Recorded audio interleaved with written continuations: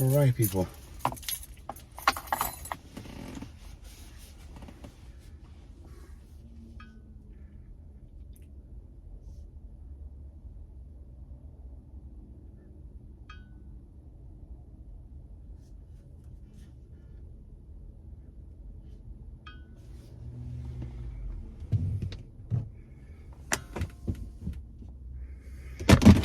All right. All right, guys. So back again, waiting for Dr. Roxon to get his passport for his daughter. There's a bit of people in there, so he's in queue. He's waiting. I just thought I'll come and sit in the car and do this video. So, as you may have seen or heard elsewhere or through my videos or in my videos, Canada is receiving so many refugees, and they are all coming from the United States, the only country that shares border with the United States. Canada has no other country it shares border with except the United States. So the refugees we're receiving are all coming from the United States. Last year in 2022, Canada processed 39,000 refugees or cases of asylum seekers, okay? And they all came from the US.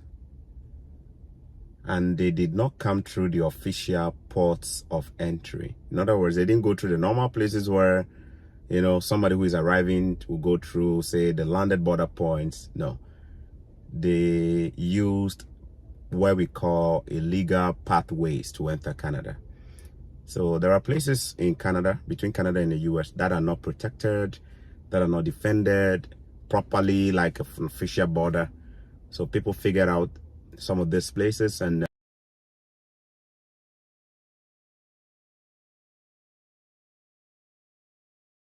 so people were kind of, you know, people caught, you know, it's been going on. It started with the Haitian community, people from Haiti. They were the ones who kind of discovered that, and they were exploiting it. So we had a lot of Haitians using that to, you know, cross from the US to Canada. And then other countries got hold of it. In Africa, I think Nigerians who got hold of it first, because the earliest cases we started having from 2019, 2020 were mostly Nigerians too, from Africa. Now we have a lot of Ghanaians, In fact, I've met people. Some of them are in my region. A pastor and a wife and a daughter. And when I connected with them, and a friend of mine who is a white Canadian, met them and they say, you know what, you got to talk to Choco. You got to meet Choco. So I went and I met with this amazing family. Their story is amazing. These are people who went from Ghana through to Brazil. And of course, they didn't walk from Ghana to Brazil. They went to the plane. And then from there, they decided to embark on the journey to come to North America. And you know, from Brazil to Canada is quite a journey, right? They've had to walk by foot. They've had to at some point go on the water by using boats and go through the forest, sleep in the woods. It's risky, trust me, it's risky. But they went through it. The pastor, the wife, and the daughter is not even up to 10 years old. I couldn't believe they did that. And then I remember asking, like, how long did it take? From Brazil to Panama to Costa Rica to Guatemala, to name all those countries there.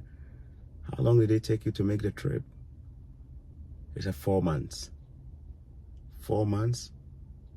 Yes, 4 months. And what was the goal?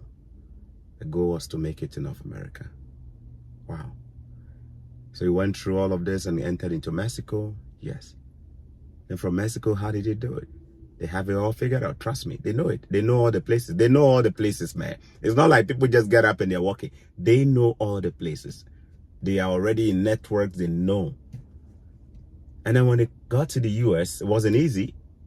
They said they were harassed by US officials when they detained them. They were harassed. They kept them in jails, detention centers, I should say.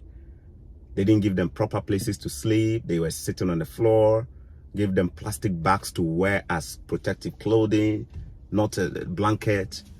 They said the experience was horrible. They separated the men from the wives and the children. The men were in one room, the women and the children in another room. It was horrible. The experience was horrible. And I remember them saying that, look, when the U.S. border officials ask you, who are you coming to visit in the U.S.? Why? Do you have a contact in the U.S.? And you say no, they will even detain you more. But of course, if you have somebody in the U.S. who is suspecting you, or if you have an NGO in the U.S. and you provide the NGO's information, then they will release you and tell you to go to the NGO. My understanding is that they will even call the NGO first to make sure that the NGO and blah, blah, blah, you know.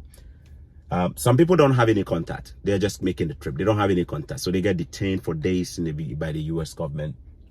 Some of them, they have to buy them a phone and so they can track them if they're going to release them from the detention center into the United States land. And hey, eventually they managed to get out from the detention center. They released them. They were supposed to go to a detention, an NGO. They somehow they managed to get the name of an NGO. Say somebody mentioned the name and says, yeah, Charlie, say this NGO, say this NGO. It's okay. So you mentioned it, and then they, you know, so they released them, and then they say, okay, you can go to the NGO. So okay, they came, and from there, it wasn't done. U.S. was not a target. Some of them don't like the United States that much because they know it's not easy to get the papers there. So then there will be a lot of regrouping again, re-strategizing, and then the plan will continue to Canada. So they're going to get on a bus. Most of them will make it to Vermont. If you know Vermont in the US, there's a place there in Vermont that people also use to enter Canada, which is an unapproved border point or unapproved pathway to enter Canada. And then some of them will also, many of them will actually make it to Quebec, the border point between Quebec and New York, by going through Plattsburgh. And then they will get on a bus. And then when they get on the bus will take them closer to the border. And when it's getting closer, the driver will let them know if you don't have any passport on you, you can get out at this point. Anybody without a passport and a visa going to Canada, this is your last point. So you see all of them coming out. And when they get out, you see people just carrying their bags like that. Carrying their bags. Where are they going? They're going to use a pathway to enter Canada. And of course, the fact that it is not defended or a protected border, an official border, does not mean that there's no security present. They know, Canadian government knows people are using that point. So they have stationed some RCMP officials, which is Royal Canadian Mounted Police officers there. And of course, they have to read out all the conditions and what you're about to do, that you are illegally crossing into Canada. The moment you cross over this particular pathway, you are no longer in the United States, you're officially in Canada. You're going to be arrested and blah, blah, blah. They're going to read all of that to you. As they are talking, many people will be there, standing there and say, yes, we understand, we understand. Those who already know the script have been coached already. When they get it, they are not even listening to the RCMP. As the RCMP is reading all those long grammar, you see them using their bag, they are already crossing. They are already crossing already. They are not even waiting for it to finish. They will start because they say, okay, Canada, here I come. And of course, the Canadian side, they will get processed. They have to check them out medically to make sure they're okay. And then they have to do this, and then they have to start arranging, hearing their story. What is your story? So you narrate your story, it has to be documented. And then from there, those that will be processed, their stories and all of that, the government has to now figure out how to accommodate them. So the government of Canada does provide accommodation for them. Many of them will lodge in hotels. Many of them will be sent to places that the government has provided for them. And the government takes care of their needs, basic needs, food and all that. The government takes care of all of that. Some of them will get cell phones. If they have no cell phone, the government provides that for them. So basically, I think this is one of the reasons why people are making the trip to Canada compared to the US. Because they know in Canada, they are treated with dignity. They know. They know that the Canadian government treats refugees with dignity compared to the US. They also know that it is much easier to get your claim processed or accepted in Canada compared to the United States.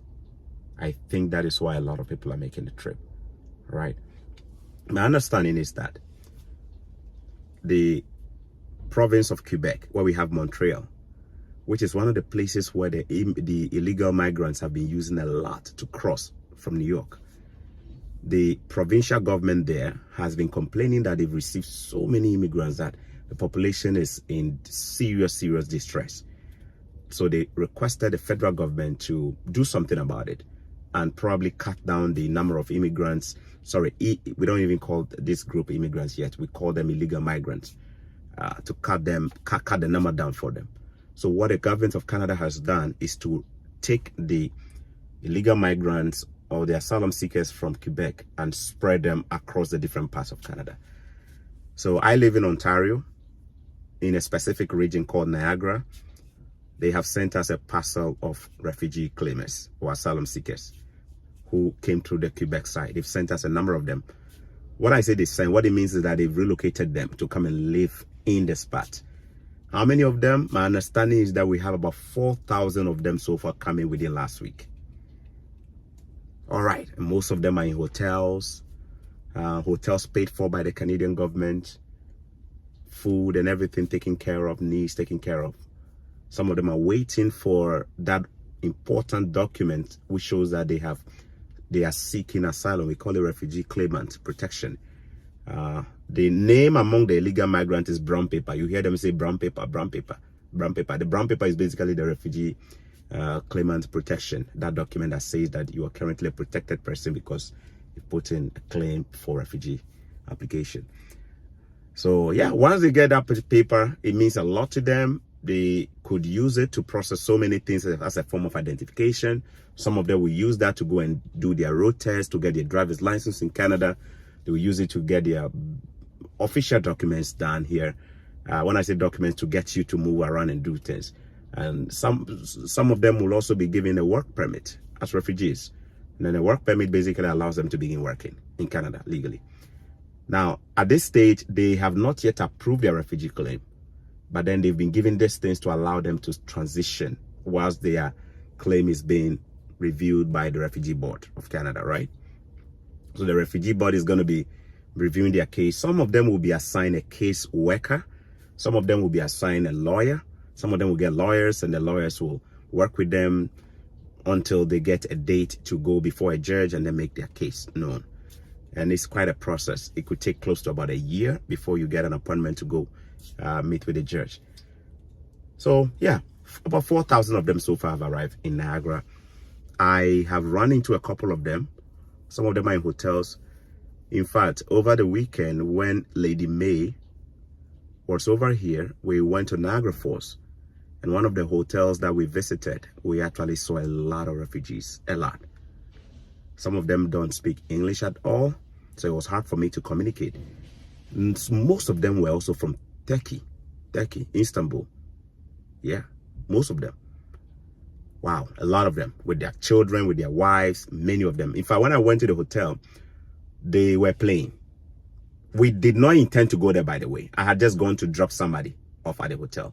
And then I discovered that there were so many refugees in that particular hotel.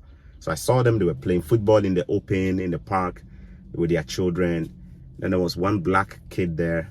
So I remember asking the boy, how are you? I'm from this, where are you? So, oh, Zimbabwe. So, okay, that's great. That's good, Zimbabwe. So most likely the boy is also here with his parents or his mom or father, one of them. Then there are a lot of hotels where, you know, they are lodging them right now. Many Nigerians, I understand there were so many Nigerians among them. There were Ghanaians as well. Imagine there will be Cameroonians, there will be other people as well. About 4,000 people, refugees. And it's not stopping, guys. It's not stopping. It's not stopping. Let me tell you why. I'm going to tell you why it's not stopping. It's not stopping. You see, there is a loophole that these people are exploiting. When I say these people, I mean the illegal migrants. There is a loophole they are exploiting. You see, if you want to seek asylum and you come through the official port of entry by, say, road, either with a car or you walk, they have the right to send you back and tell you to go and apply for the refugee claim from the United States. All right? That is basically an agreement that the US has signed with Canada. We call it safe country agreement. Safe country agreement. Okay? So if you come through the official way and you say, you know what, I am want to seek asylum and you come through the official port of entry by road or in a car or a bus, they will send you away. Or they will tell you to go to the US and go and apply from there. So this loophole basically says that, or it does not cover, it does not include unofficial pathways, unofficial ports. Unofficial means those places where Canada has not classified this as a port of entry. So long as you pass there, those places are not part of the agreement. So if you pass through those places and you enter Canada, they will not send you back to the US.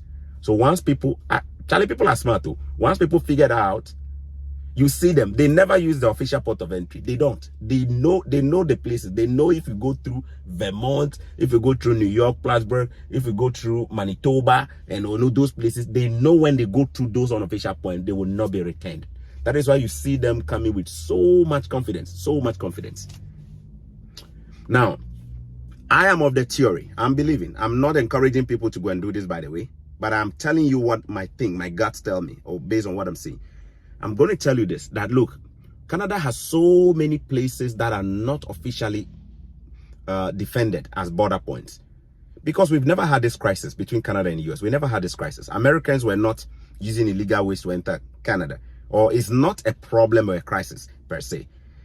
It was when Donald Trump, I think this whole thing got escalated during Donald Trump's time. When Trump came and waged kind of like a policy war on immigrants.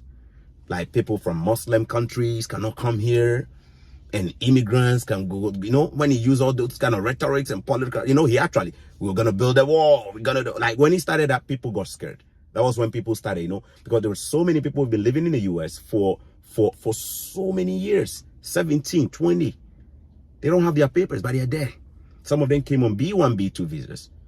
Visitor visa, and they decided to just become undocumented, meaning that their visas have expired, they have overstayed, they're in the country. Some of them will give birth, they can't access normal things like people do, but they're in the system. And they are hoping that one day, DACA, right, which is a kind of policy that help people who are undocumented, their children and stuff like that, it will cover them. But when Donald Trump came, you know what he did? He was taking all of them things down. So people got scared and people started looking at Canada. A lot of people started looking at Canada because Canada was a better option compared to Mexico. So people started coming here. And then when they figured out that, like, when we come through road and we go through these places, they will not be, boom, the thing just exploded. From 2000 and whatever up to now, Canada and the US have still not been able to find a solution to that. So what is the solution? The solution will be Canada will have to properly defend all those border points and have multiple, you know, make it official. But it's a lot. In fact, on the Quebec side alone, we are talking about 12,000 kilometers. It means they'll have to build a serious protection there, 12,000 kilometers. That's a lot of money. That's not the only place, by the way. Manitoba, different places that people are going to use to enter Canada. Now, for Canada to be able to do that, they will also need the support or to enter into an agreement with the United States for US to agree that we're going to build a border together, build the walls together. But guess what? This current US government, they won't do it. They won't. Do you know why they won't do it? They won't do it because they are not like the Donald Trump guys. They won't do it. They themselves, they have too many immigrants they are dealing with. So they have too many illegal migrants in US they are dealing with. They will not do it. Even if they will do it, they will not show the commitment now. They will delay it because it actually helps the United States when the illegal migrants are coming to Canada. They see it as for those who don't understand, let me play this one for you to hear. Okay? Let me play this one for you to hear. The governor or the government of New York is actually the one that recently was sending people from the US on buses, buying them tickets for them to just come to Canada, to come and seek asylum. You people think say this thing where we they show you, it be joking. Make I show you that this thing, you understand them well. Make I show you. You understand it well. All right. Where are you?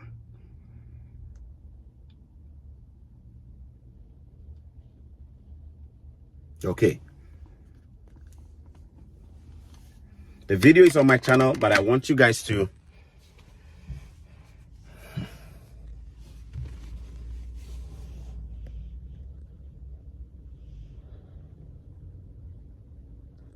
I think I can play it, right? I can play it from my phone.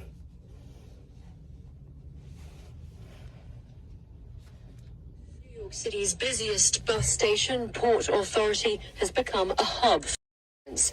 Local officials who once criticized Texas leaders for putting migrants on buses north are now doing the same themselves. Here at Port Authority, the city gives out free bus tickets for migrants who want to go to New York's northern border and cross over into Canada. Did you hear that? Zulema left Peru in April last year. She crossed the U.S. southern border via Mexico in June and came here to New York. It's hard coming to the United States, and it's even more difficult to get by once you're here.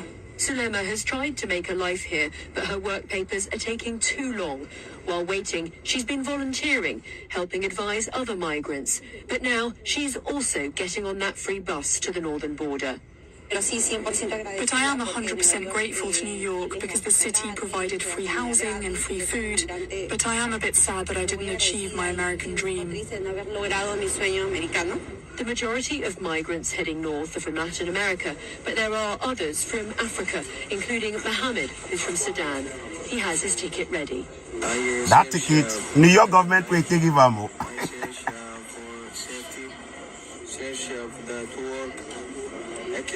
Excellent work. Like this. Plattsburgh. To be there, they go ship all of them. Me, they enter Canada. It's about 6 hours. From Plattsburgh, it's a 30-minute taxi ride to the U.S. border with Canada. This man too, it be illegal migrant, they enter Canada with that. They do it the Africans alone. In fact, as of yesterday. Okay. So now, you guys, you understand what they talk. Now the pathway it shocked me. Migrants on buses Listen to that part. are now doing the same themselves. Here at Port Authority, the city gives out free bus tickets city for give migrants free who want bus to go ticket. to New York's northern border and cross over into Canada. Zulema left Peru. That be the part that they won't make you guys She crossed the U.S. listen. southern border via Mexico in June. Here to New York. You see, It's hard coming to the United So this one will be choco away Igritoko. Politicians for US self they buy ticket, give migrants, go to Canada. They return and say they go use the official port of entry, Plattsburgh. You know why? Because that be the place where they pass. They don't go do them anything. They go what kind of for Canada. You see, that's why I tell you say this refugee thing will not be now go end. For it to end, Canada will need the full support of the US to stop it. Me, I don't see US, especially under the Democrats, stopping it. They won't stop it. We are potentially looking at another 2 years. Unless maybe Donald Trump come. Can they do in jet list? You see, Donald Trump no come, they forget it. So in fact, as we speak right now, about 5,000 people go to enter. Because the people for US where they don't get them a papers, they plenty people for US without papers. It's hard to get papers there, man. Even those who have gone to school, who have not been able to get companies to sponsor them to get their green cards and stuff. Some of them, you see, some of them are having to marry. Marriage will love no day inside. Marriage will salt no day inside. Sugar self no day inside. Tasteless marriage, they day inside like that. Because of Nkrata. Oh, lie no. And to who lie no. Who say coin be why na me na ke gbeko eje be na atron na ke ba Canada na ke o na ni ba hia me na me na way get na ka Plattsburgh ko teje mo na. If you go that Plattsburgh, Charlie go see them like that. It's a fair rule. Let my people go. They are all coming to Canada. And I don't want you to think that every Canadian is in support of this. There are some Canadians, especially the far right Canadian population or political, they are not in support of what is going on. They are not. But the government of Canada, especially the current government, which is a Liberal government, is the government that actually has a very positive posture. They are not sending people away. They are not sending immigrants away. They are welcoming everybody who is coming through. When I say welcoming, it doesn't mean that it's just a free bus ticket for you to just get it and come to Canada. They are listening to your case. What is your story? Oh, I've been persecuted. What is your story? I belong to the alphabet group. Alphabet group, Rainbow, everybody. You come, you get your story, they go listen to you. Where they will give you a fair hearing. They will give you. But the interesting thing is, Charlie, before they process the asylum self, The people where they claim the refugee thing, before they process them, a claim give them, say, in the next 1 year, where they get them. The treatment where they give them for ABE is sweet, no. It's sweet pass.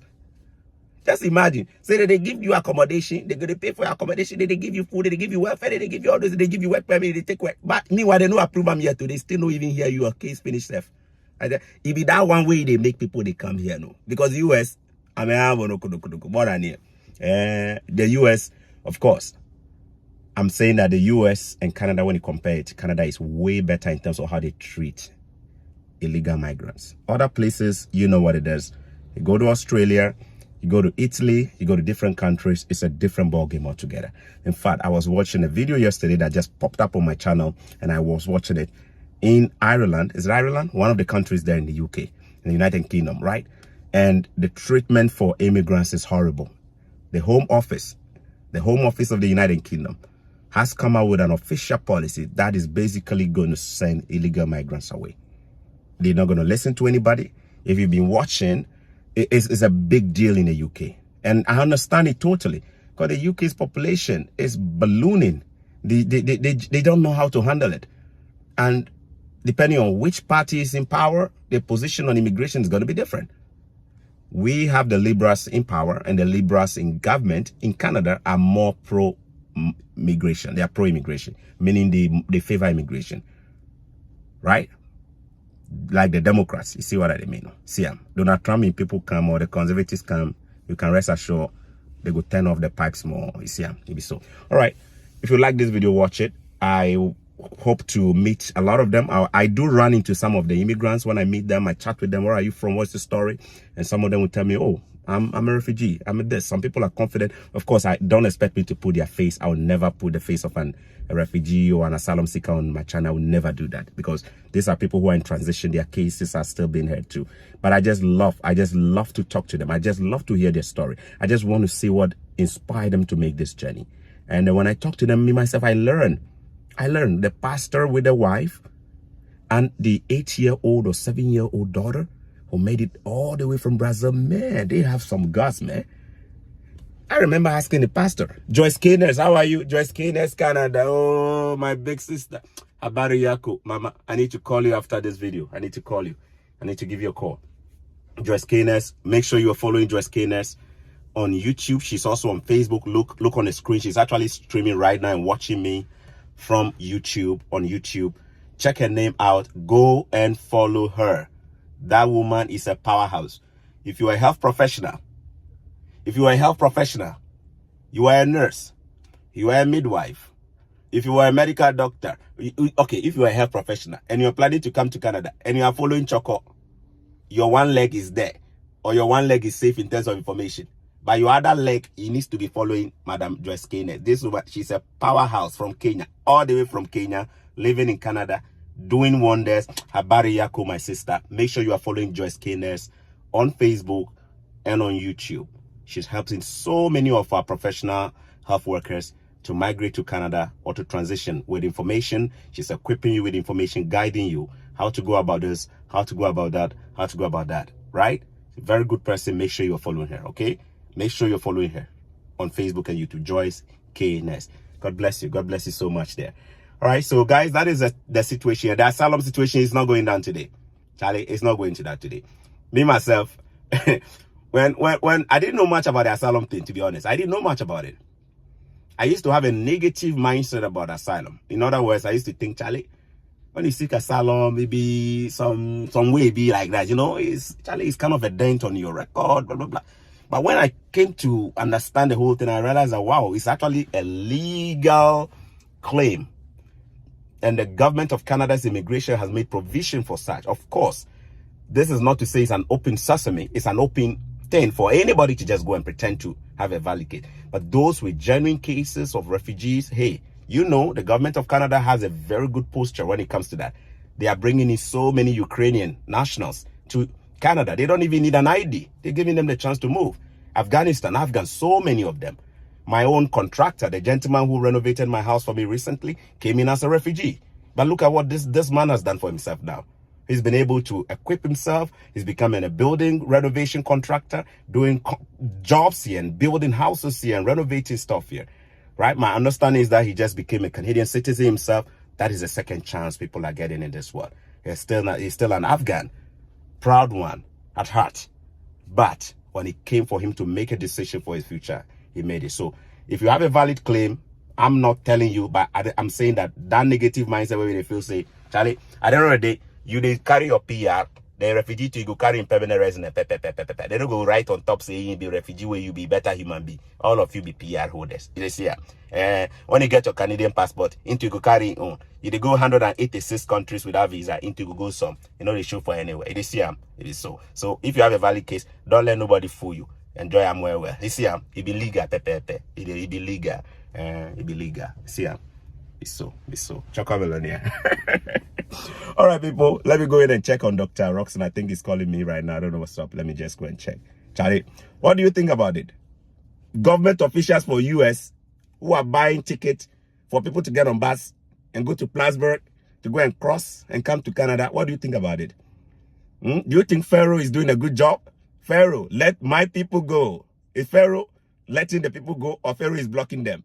Some pharaohs, they buy ticket, give you, make you cross the rest of you. Charlie, let me know what you think. All the best. It's Chocolate. Have a good one. I'll see you another time. Take care. Share this video. If you're watching on YouTube, don't forget to subscribe so that you don't miss updates like this. Drop your comments. Hit the like button so Facebook and YouTube can show it to a lot more people, and share this video as well. God bless you. Take care. Bye-bye.